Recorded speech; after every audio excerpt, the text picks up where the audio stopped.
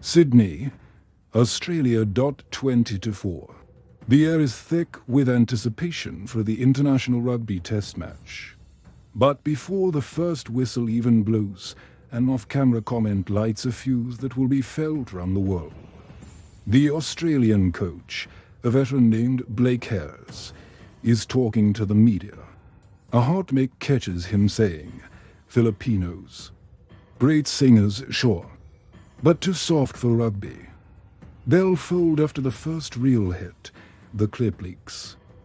Inside the Philippine locker room, an assistant plays it on a phone. The usual pre-game chatter dies. Players stare at the floor, their faces hardening. The captain clenches his jaw, his knuckles white. The insult hangs in the air, heavier than any weight they've ever lifted. They were just dismissed, not as underdogs, but as a joke. To understand why this single comment cuts so deep, you have to know who these players are. You have to know Marco de la Cruz. At just 24 years old and standing 5'7", Marco is what rugby purists would call undersized. He's a forward from Davao, a city in the southern Philippines. But what he lacks in height, he more than makes up for in raw, condensed power. Marco didn't grow up in a fancy rugby academy. He learned the game on muddy fields, using improvised balls made of bundled-up t-shirts and tape. He taught himself by watching grainy clips of legends on a slow internet connection, dreaming of one day wearing the Philippine flag on his chest. His story is the team's story. The Philippine Volcanoes, as they're known, are new to this massive stage. They've always been told they're too small, too light, not built for a collision sport dominated by giants. But they aren't just playing for a scoreline. They're playing for their families watching back home, for the millions of overseas Filipino workers tuning in from every corner of the globe. They play for every Filipino who has ever been underestimated.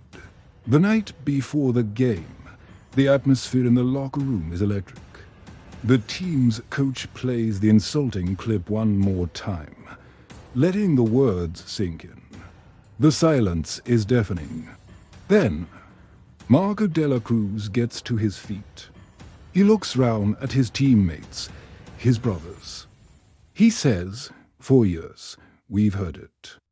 Too small, too light, and now, too soft." He pauses, and his voice drops to a steely whisper. "If they think we're soft, then tomorrow, we show them what Filipino soft really feels like. Our 5 nights in the room." This wasn't about anger anymore. It was about pride. They make a pact. No cheap shots, no dirty plays. They would win respect the right way. Their coach gathers them in a huddle. "They questioned your toughness," he says, his voice thick with emotion. "Don't answer them with words. You answer with 80 minutes of pure, relentless rugby." The team roars in unison. The battle had already begun. The next morning's training session is different. There's a new intensity, a surgical focus. The drills are punishing. Sled pushes, tackle backs, sprints until their lungs burn. Every hit on the tackle shield is a little harder, every run a little faster. Marco keeps his phone nearby.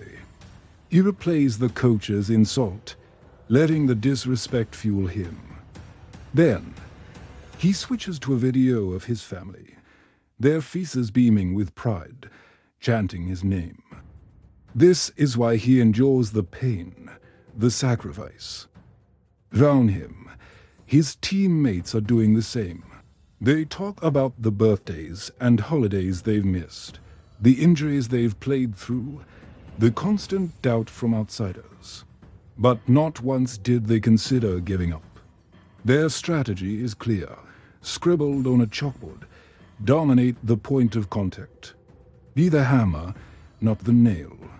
The camera catches slow-motion shots of sweat flying, muscles tensing, and eyes filled with unbreakable focus. They weren't just preparing for a game. They were preparing to make a statement. Game day. The stadium is a sea of green and gold. The home crowd roaring for Australia. Tucked away in one corner is a small but vibrant patch of red, white, and blue. The Filipino fans are outnumbered, but they are loud, waving their flags with a passion that shakes their entire section. The whistle blows. Just as everyone expected, Australia comes out firing, confident and powerful. They expect the Filipinos to crumble under the pressure. But something is wrong. The first few tackles are shockingly violent. The soft Filipinos are hitting with a ferocity that stuns the Australians. They drive low, with perfect form, wrapping up players twice their size and bringing them crashing to the ground. The commentators are surprised. The crowd is confused. This wasn't the easy game they were promised. Then, the moment happens. 20 minutes in, one of Australia's biggest forwards, a mountain of a man, gets the ball with space to run. He barrels forward, targeting the smallest man in the defensive line, Marco de la Cruz. The entire stadium holds its breath. This is the mismatch everyone was waiting for. The giant accelerates, expecting to run right through Marco. But Marco doesn't flinch. He lowers his center of gravity, plants his feet, and explodes upward at the moment of impact. The sound of the collision echoes through the stadium. The giant is lifted off his feet and slammed backward onto the turf. The stadium goes silent for a split second, then erupts. It's a collective gasp of disbelief followed by a roar of respect. The Filipino bench goes wild. The commentators are screaming. Did you see that? Where did that come from? The replay flashes on the giant screen.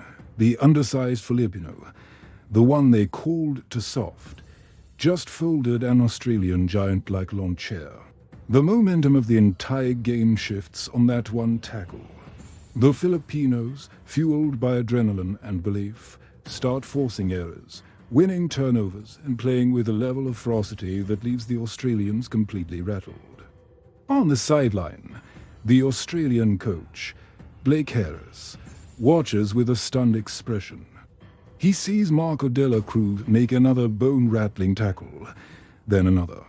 The smug confidence he had just days ago has vanished, replaced by a look of sheer disbelief and, perhaps, a hint of respect. His game plan is in tatters. His players are hesitant, looking for Marco before every run.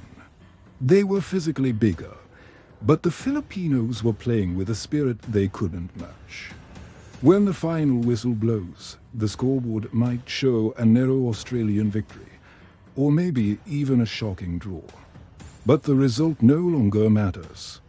Everyone in that stadium, and everyone watching at home, knows who the tougher team was that day. Later, in the post-game press conference, a humbled Blake Harris faces the media. He doesn't make excuses. He looks straight into the camera and says, "I was wrong. I said something stupid and disrespectful." The Filipinos are anything but soft. Tonight, they played with more heart and more courage than any team I've seen in a long time. They taught us a lesson.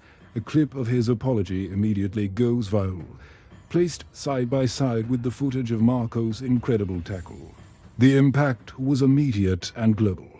The video of the tackle, nicknamed the hit heard round the world, racks up tens of millions of views overnight. Rugby legends and players from powerhouse nations like New Zealand and South Africa post messages of respect. Hashtags like #FilipinoTough and #LebenPilipinas trend worldwide. The world of rugby was officially put on notice. For Marco, the hero of the hour, offers from professional clubs in Europe and Japan start pouring in. But his first move isn't to sign a lucrative contract. He flies straight back home to Davao with his own money. He runs a free rugby clinic for the kids in his local barangay, on the same muddy field where his own dream began. He wanted to show them that they didn't have to be the biggest or the tallest to be the strongest. Back in Manila, the Philippine Rugby Football Union reports a massive spike in sign-ups. Kids who had never even heard of rugby were now showing up, wanting to be the next Marco de la Cruz. For years, people chuckled when they heard the words Filipino and rugby in the same sentence. They saw a nation of singers and dancers, not scrappers and fighters. They judged them by their height, not by their heart. But on that day in Sydney, a team of so-called soft players showed the world a new definition of toughness. It wasn't about the size of the player in the fight. It was about the size of the fight in the player. That one tackle became a symbol for every Filipino who had ever been underestimated, told they weren't good enough, or dismissed before they even had a chance to prove themselves. Because true toughness isn't measured by your height, your weight, or the accent you speak with.